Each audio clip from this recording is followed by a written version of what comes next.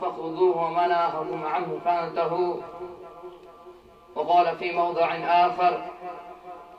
لقد كان لكم في رسول الله أسوة حسنة. صدق الله مولانا العظيم وصدق رسوله النبي الكريم، ونحن على ذلك لمن الشاهدين والشاكرين، والحمد لله رب العالمین. حضور آئے تو سرے آخری نشپا گئی دنیا،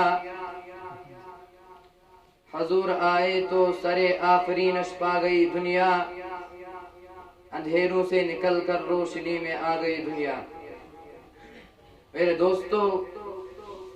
مجھے یہ کہا گیا ہے کہ آپ کے سامنے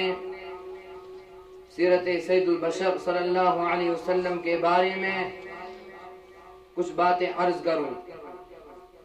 ہمارا اہل سنت علماء دیوبند کا عقیدہ یہ ہے کہ کوئی انسان حضور صلی اللہ علیہ وسلم کی سیرت کا حق ادا نہیں کر سکتا. حضور صلی اللہ علیہ وسلم کی سیرت میں کیسے بیان کروں؟ اگر ہم حضور صلی اللہ علیہ وسلم کی سیرت بیان نہیں کر سکتے تو پھر یہاں آنے کا مقصد کیا ہے؟ یہاں آنا تو صرف نام لکھوانے کے لیے ہے تاکہ ہمارا نام رسول اللہ صلی اللہ علیہ وسلم کی مدح خانوں میں لکھا جائے، اور ہماری مثال اس مصر کی بھڑیا کی ہو جائے جو یوسف علیہ السلام کو خریدنے کے لیے روئی کی گٹھلی سر پر رکھ کر جا رہی تھی تو کسی نے پوچھا: اماں، یوسف علیہ السلام کو خریدنے کے لیے بادشاہتیں آئی ہیں، خزانے آئے ہیں، تو اس گٹھلی سے یوسف علیہ السلام کو کیسے خریدے گی؟ تو کہنے لگی کہ بات یوسف علیہ السلام کو خریدنے کی نہیں ہے، بات نام لکھوانے کی ہے. کل قیامت کے دن خدا پوچھے گا کہ یوسف علیہ السلام کا خریدار کون کون تھا، تو میرا نام بھی خریداروں میں آ جائے گا. تو ہم یہاں نام لکھوانے کے لیے جمع ہوئے ہیں. دنیا میں کوئی آدمی ایسا نہیں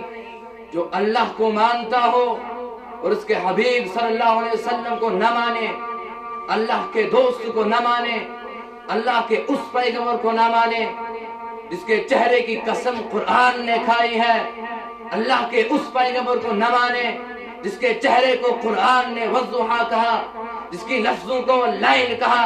جس کے دھاتوں کو یاسین کہا، جس کے سینے کو الم نشرح کہا، جس کے اخلاق کو انک لعلی خلق عظیم کہا، جس کی چادر کو یا ایھا المدثر کہا،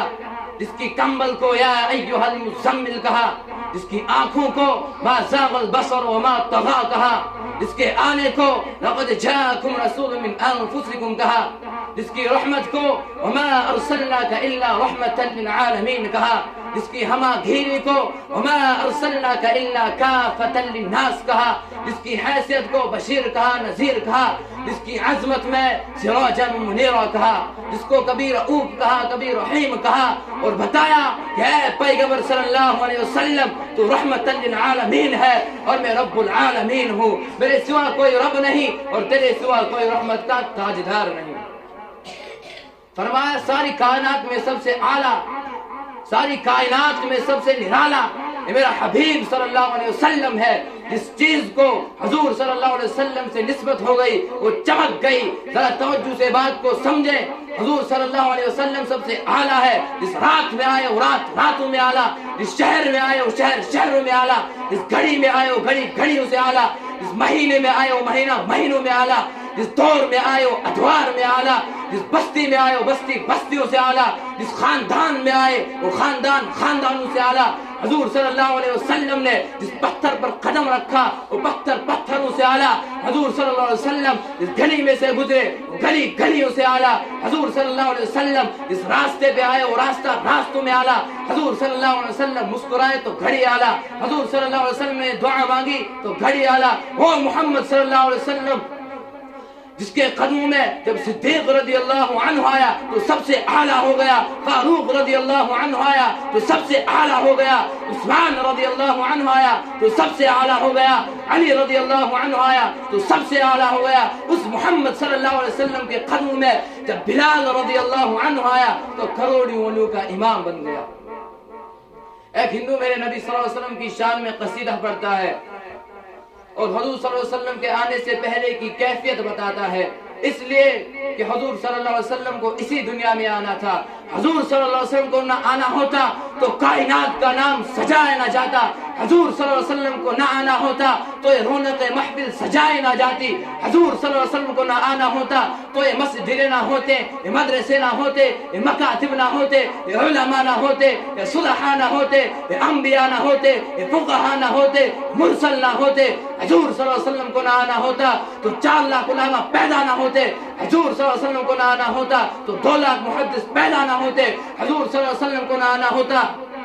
تو صدیق رضی اللہ عنہ کو صداقت نہ ملتی، عمر رضی اللہ عنہ کو عدالت نہ ملتی، عثمان رضی اللہ عنہ کو سخاوت نہ ملتی، علی رضی اللہ عنہ کو شجاعت نہ ملتی، حنظلہ رضی اللہ عنہ رسول الملائکہ نہ بنتے، ابن عباس رضی اللہ عنہ مفسر نہ بنتے، ابن مسعود رضی اللہ عنہ محدث نہ بنتے، حضور صلی اللہ علیہ وسلم کو نہ آنا ہوتا تو ابو ذر غفاری رضی اللہ عنہ تارک الدنیا نہ بنتا،